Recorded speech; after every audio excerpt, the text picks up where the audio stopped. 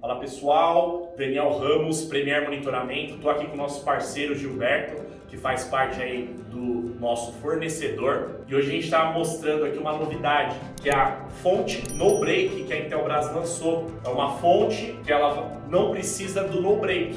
Então dentro dela tem uma bateria. Ô Gilberto, explica pra gente as funções que ela tem interna. Então, a EFB 1201, além dela ter a função no break, que te dá essa autonomia aí, ela também já vem com proteção contra curto-circuito, já vem com a função DC Start, que é o quê? Na falta de energia, ela já faz essa transição muito rápida. Então ela já troca, a câmera não dá aquela oscilada, já vai ficar funcionando full time. Ó, mostrar pra vocês aqui a chavinha. É aqui que você troca. Tem que deixar a função ligada, é isso, né, Gilberto? Isso, deixa ligado o LED informando que está funcionando a função.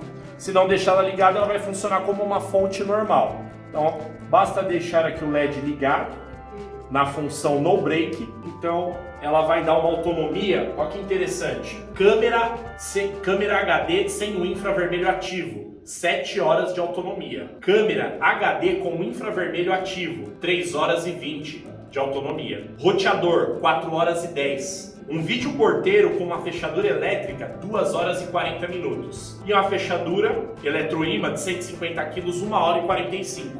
Então é uma solução bem bacana, né, onde você não consegue chegar com no break, ou até para reduzir algum custo com isso. Então essa daqui é a fonte no break da Intelbras EFB 1201.